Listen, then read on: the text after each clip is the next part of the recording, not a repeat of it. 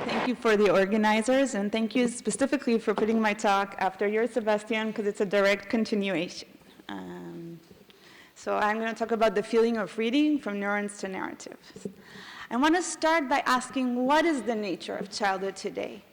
And according to a new OECD report, even children who have access to better health and better education services, we still see increased levels of anxiety and depression among youth. Despite children being exposed, as Marianne talked yesterday, to more sophisticated levels of technology, there's still a sense of detachment. The National Literacy Trust Fund reports that young children express less joy from reading. They express the frequency of reading is declined, and as you can see in this slide, there's an everlasting competition between reading and technology. And the question is, how do we keep reading and the joy of reading in children's lives? When we go back to the origins of religion, we can start there and look at many important lessons. If you look at this statue, this Christian medieval statue, a first important lesson is joint attention between a maternal figure and a child. If you look on the right, reading in a mosque is conducted in unity. It's part of a community with a shared purpose. And if you look at the middle picture, in Judaism, when children learn to read, honey is spread on the Bible to make it connected with sweetness and a wish to enjoy reading and the learning process. Today, I wish to suggest that we need to link cognition, emotion, and reading. I want to start by asking, how can we educate human beings in a skill-oriented society? And then to take you through a short journey, a direct continuation of what Sebastian has talked about the role of emotions from neurons to narratives, and to suggest that empathic listening, and listening is a theme that has emerged yesterday in Carla's talk, in Carola's, in Heroes, as a way that can link literacy instruction in schools. And finally, to present to you a national program we've been implementing in Israel that's called an Island of Understanding. So when we look at what we asked of children today to learn in schools, there is the 21st century skills go through vast arrays of literacy and math skills and social emotional skills. But if you look at the figure from the OECD, they look quite fragmented and not integrated. The National Reading Panel, for many years, the science of reading is very solid in what are the foundational skills that children need to learn in order to be literate. These also are very fragmented. And the question is, how can we integrate all these skills into an integrated curriculum? Howard Gardner wrote even 25 years ago that two of the most important thinkers in child development, Piaget and Freud, each influenced a separate line of research on cognition and social emotional development. And interestingly, we don't see this integrated curriculum in schools. I want to read to you a quote from Douglas Newton. In today's world, there's often so much emphasis placed on the intellect that the interaction between feeling and thinking is rarely identified, yet alone addressed. Nevertheless, emotions can and do have a powerful effect on cognition and learning. So I want to present some of the findings from the mind, brain, and education approach on the role of emotions in reading, and to look at what happens within the child, the relationship with the home, with the teacher, and with the curriculum. So we've heard both from Marianne and from Sebastian about the intricate circuits that are involved in literacy, and illiteracy, as we heard yesterday, is a major problem we face today. When you look at initial findings, part of the reading circuit on the left hemisphere, the visual word form area, is highly specified for word reading. But if you look at the other side of the brain, at the right lateralized side, it's an area that's involved in face processing. Recent research from our lab suggests that dyslexics are slower not just at reading words, but also at processing emotions. And this suggests that there may be shared mechanisms both for processing words and for processing emotions. When you look at the science of reading at the behavioral level, what cognitive science and the science of reading has taught us, there's many years and vast amount of research to suggest that are important linguistic factors that predict reading development, vocabulary and word reading, and Marianne's work on naming speed. We know cognitive factors are very important from reading, memory, and perception. But there's a new line of evidence that suggests that emotional factors play critical roles in reading development. We have found that reading anxiety characterizes poor readers already from second grade. What's more disturbing is that young girls who are actually proficient at reading, stronger sometimes than boys, show higher levels of reading anxiety. Also, children from poor families show more reading anxiety than children from richer families. This is the same for reading self-concept of children. So there's a gender gap and an SES gap that's related to emotional factors in reading. When we look at the role of the home, mothers play an important role in the child's reading development from utero. A recent longitudinal study of mothers who were addicted to methadone, and they followed the children 10 years later, there were greater gaps, big gaps for the children who were born to addict mothers in reading and in math. We know that home literacy environment is linked to reading. An interesting study coming out of the Children's Hospital in Cincinnati, when they looked and when the mother, at the brain activation of when mothers were reading stories to a child versus when the children heard the same stories but just on a videotape.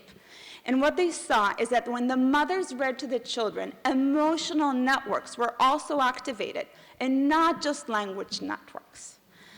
So this is very important. The voice of the mother activates important emotion networks. Another interesting finding is that poor readers actually perceive their mothers as more controlling and negative, and that stronger readers actually suggest that they have a more enjoyable time with their mothers around reading. So I want to suggest, and I think Bridget will expand this in another direction, that when we talk about how to educate, we talk about how to educate children and how to educate our teachers, we also have to put back education of parents. How are we going to educate parents in the digital era? We just heard a talk about the role of poverty in SES and a national sample in Israel of over 3,000 children. What we found is that and these are 4th and 5th grade children, is when you look at the technical skills of reading, just reading fluency, children from poverty do just as well as high SES. But when you look at more complicated, higher level skills like academic words, this is where we see the gap.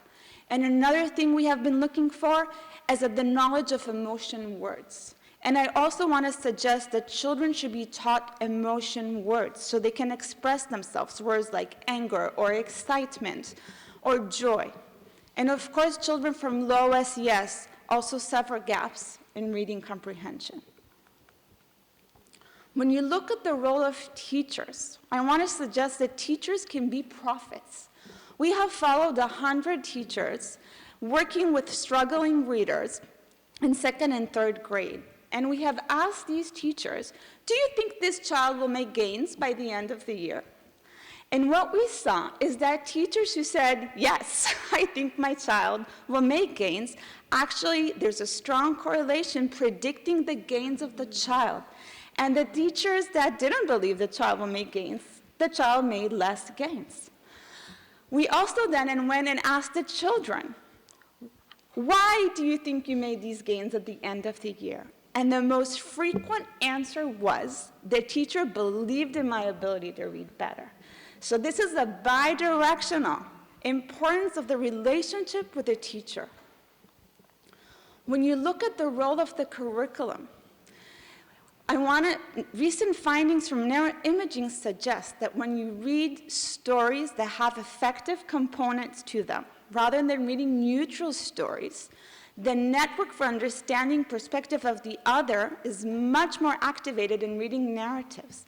And this relates to what you talked yesterday, Carol, about the role of empathy and getting into the mind of the other.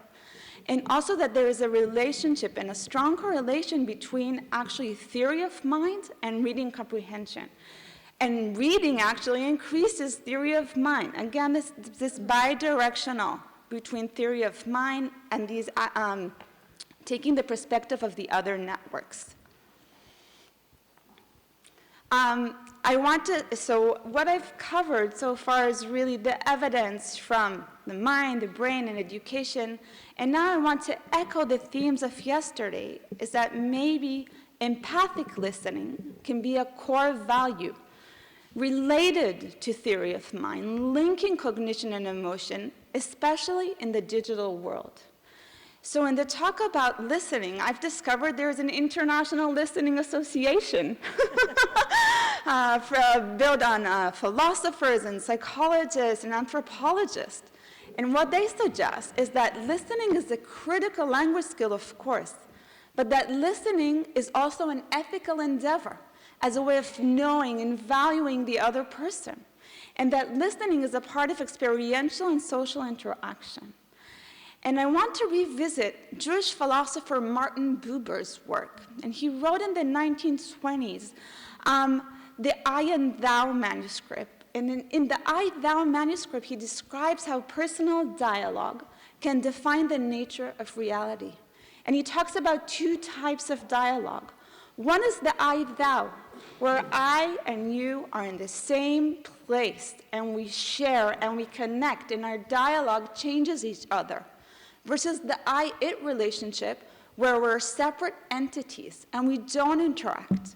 And if you think about the digital world, there's a lot of the I-it relationship, where you can look at a YouTube or even connect and decide where you're in a conversation and out of a conversation, and you're not necessarily in the same place. And the question is how to bring back the I-thou relationship. So what we've been trying to do is to take these lessons from mind and brain and education and to instill listening through literacy instruction. And this important listening is to the text, and what Marianne talked about deep reading, and really how do you listen to the text? How do you listen to the environment? How do you listen to the others around you and you learn in a shared environment? And how do you also listen to the self? With so much noise around, how do you find time to reflect and to listen to yourself?